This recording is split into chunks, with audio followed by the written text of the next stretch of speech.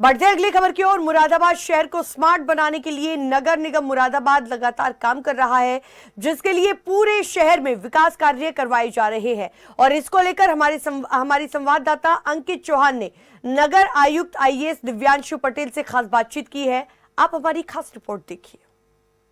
मुरादाबाद शहर को स्मार्ट बनाने के लिए स्मार्ट सिटी प्रोजेक्ट के तहत नगर निगम लगातार काम कर रहा है। शहर के लोगों में हालांकि इस बात की खुशी है कि शहर की अब तरक्की हो रही है और तस्वीर भी बदल रही है। ऐसे में आज हमारे साथ बात करने के लिए हमारे साथ मौजूद हैं नगर आयुक्त दिव्यांशु पटेल जी। सर, सबसे पहले आपका चैनल में स्वागत है। सर, जानना चाहेंगे किस तरह की प्लानिंग है शहर को और डेवलप करने की?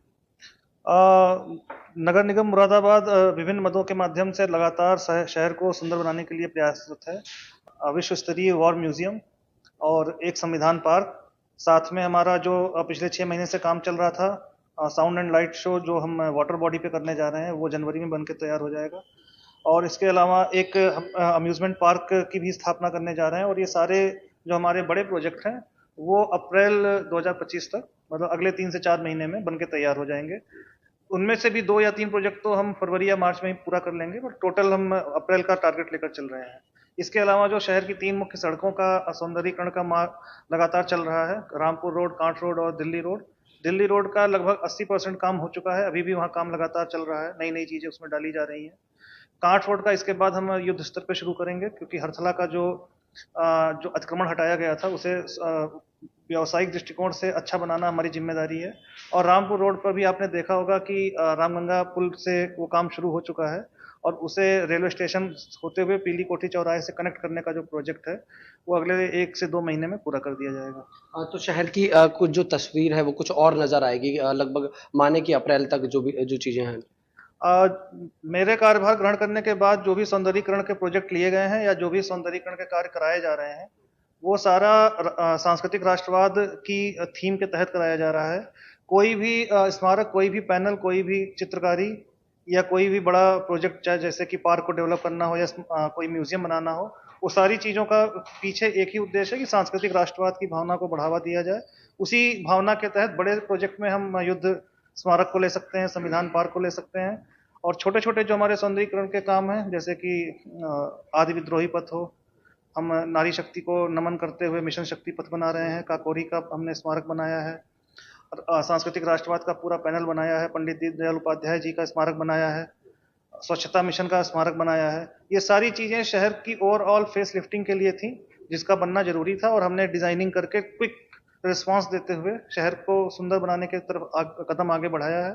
शहरवासियों का भी हमें काफी सहयोग मिल रहा है इसमें, और जाहिर सी बात है कि जब जैसे जैसे ये प्रोजेक्ट पूरे होते जा रहे हैं तो जनता को भी दिख रहा है कि हाँ, ये मुरादाबाद ओवरऑल यूपी में कुछ अच्छे न केवल शहर बल्कि नगर निगमों में अग्रणी रूप में सामने आ रहा है। दिल्ली में एक चुनावी मुद्दा बन चुका है कूड़े का पहाड़, ऐसा ही मुरादाबाद में भी देखने को मिलता है। तो उससे निपटने के लिए किस तरह की प्लानिंग है?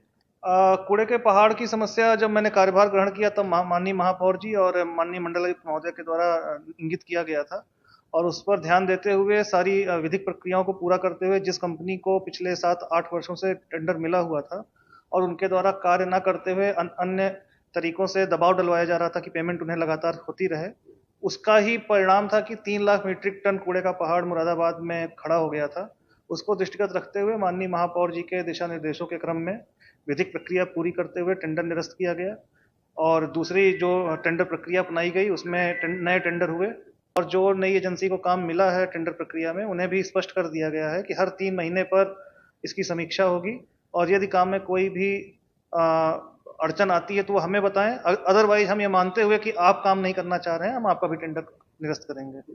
तो ये सख्ती का परिणाम है कि अभी से ही वो दिख रहा है। वहां पे हमारा जो कूड़ा निस्तारण प्लांट है वो 20 दिसंबर तक क्रियान्वित हो जाएगा। इसी 20 दिसंबर से ही कूड़ा निस्तारण बहुत तेजी से शुरू होगा, और अगले 20 जनवरी तक, यानी 1 महीने में, ये कूड़े का पहाड़ आधे से भी कम दिखना शुरू हो जाएगा। इसके साथ साथ शहर में सफाई व्यवस्था या फिर रोड निर्माण की जो बात सामने आती है, बहुत सारी जगह पर दिक्कतें हैं, उससे निपटने की कोई खास प्लानिंग है? सफाई व्यवस्था के लिए मैं अवगत कराना चाहूंगा कि पिछले 1 महीने से निरंतर अभियान वरिष्ठ अधिकारियों के माध्यम से चलाया जा रहा था। सुबह उठकर वो निरीक्षण करते हैं, और रोड के संबंध में भी करीब 30 करोड़ के काम नए निकाले गए हैं। इसी क्रम में मेरा ये हमेशा से मानना रहा है कि यदि कोई आप चेंज देखना चाहते हैं तो शुरुआत आपको खुद करनी पड़ेगी, लीडरशिप खुद देनी चाहिए। तो लगातार सुबह 5 बजे उठकर मेरे द्वारा शहर के अलग अलग हिस्सों में जाकर सफाई की व अन्य चीज़ों का निरीक्षण किया जा रहा है। जो कार्यकारिणी की बैठक हुई उसमें कई हमारे जो पार्षदगण थे, उन्होंने स्वयं से हमने उनसे कुछ नहीं कहा, उन्होंने स्वयं इस बात के लिए प्रशंसा भी की और स्वयं बताया कि जनता भी अब उनसे ज़्यादा संतुष्ट हो रही है कि उनके वार्ड में लोग आ रहे हैं, वरिष्ठ अधिकारी भी आ रहे हैं, नगर आयुक्त भी सुबह उठ के एक बार राउंड लेते हैं शहर का, तो उससे चीज़ें पॉजिटिव दिशा में जा रही हैं। आखिरी सवाल मेरा एक है, टैक्स को लेकर लगातार सवाल खड़े हो रहे थे, उसमें बहुत सारी खामियां सामने आई हैं। उसमें किसी तरीके की का परिवर्तन किया गया या फिर उसमें बहुत सारी देखा भी गया कि पॉलिटिक्स यहाँ पर बहुत ज्यादा तेजी के साथ देखने को मिली। देखिए, जीआईएस सर्वे शासन के द्वारा जो शासनादेश हुआ था उसके क्रम में लागू हुआ था और उसके संबंध में जिन लोगों को जो भी आपत्तियां थी, मेरे द्वारा माननीय मुख्य सचिव महोदय के समक्ष भी प्रेजेंटेशन अगस्त में दिया गया था और उस समय भी ये बात शासन स्तर से स्पष्ट की गई थी कि जो भी नियमानुसार कार्रवाई नगर निगम मुरादाबाद कर रहा था उसको पूरी तरीके से बरकरार रखा गया था, उसका सपोर्ट किया गया था और अभी भी वही स्टैंड हमारा कायम है। हमने कैंप लगाए हैं, हमने आपत्तियों का निस्तारण करने के लिए विशेष अभियान चलाया है। कल कार्यकारिणी की बैठक में भी जब कार्यकारिणी के सदस्यों को बताया गया कि हमारी स्थिति इस समय प्रदेश में 5वें नंबर पर है 17 नगर निगमों में, तो इस पर सभी के द्वारा हर्ष व्यक्त किया गया क्योंकि बरेली या अन्य नगर निगमों में भी जीआईएस सर्वे हमारे साथ लागू हुआ था, लेकिन हम चूंकि एक प्लानिंग के साथ वसूली लगातार करते रहे बिना किसी दबाव में आए, तो हमने न केवल राजस्व बढ़ाया और सरकारी राजस्व की हानि होने से रोका, बल्कि अपनी स्थिति को भी सुदृढ़ रखा है।